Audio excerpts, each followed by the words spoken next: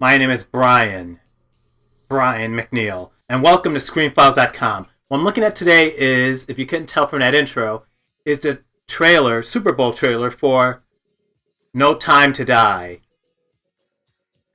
It's just me, maybe, but I think that's the silliest title. There's always time to die. It happens a lot. So that you have to reserve a special time for it seems kind of silly. In any case, that's neither here nor there. Supposedly, I want to say Pierce Brosnan so bad. That's not. Shit, what is his name? I am blanking. Let's see. Supposedly the last James Bond feature for Daniel Craig. I've always thought that he was an odd fit for James Bond. Not only because, from what I've read, he looks physically, his physical features are nothing like James Bond from Ian Fleming's novels. In fact, Sean Connery is supposed to have looked more like the actual character than Daniel Craig. In any case, he brought back a visceral, a very physical Bond, less reliant on gadgets, which, ironically enough, I think is the beginning of a sea change with the character, because that only goes so far. The more brutal, the more visceral Bond is interesting, but it's only interesting to a point, after which it gets kind of repetitive and frankly a little boring. But this is not unusual. The same things happened with the more jokey Bond, that was Roger Moore.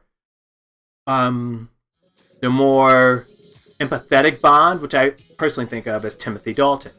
And the more best of both worlds Bond, which is more of Pierce Brosnan. In any case, let's take a look at the Super Bowl trailer for No Time to Die. Here we go. You ever flown one of these things before? Nope.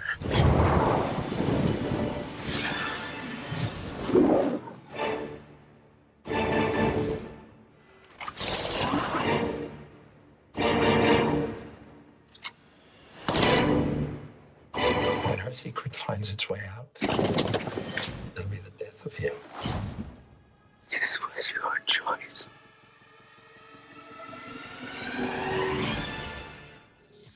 That literally told you nothing that you haven't seen before. Now, how you respond to that depends on how you feel about the particular franchise. As I noted while watching the premiere of the trailers for the Disney Plus television shows, I'm okay with that. Because I grew up on these characters in comics, and I understand them, and I've waited so fucking long to actually see them. You don't have to give me a lot to give me a boner. But with James Bond, not the same situation. I'm not a huge Bond fan. I've seen just about all of them. And I've enjoyed them. Well, I should say I've enjoyed certain interpretations of Bond more than others. So for this, you got to give me a little bit more, and this doesn't. But that being said, it is James Bond. It's a veritable institution, and it's interesting. Is this something I would see in theaters? Probably not. I didn't see Spectre in theaters. I didn't see the one before Spectre. I can't remember the title. In any case, it looks interesting.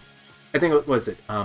Cary Fujihara, something like that, is the director of this. He's the first American to direct a Bond film. That's interesting.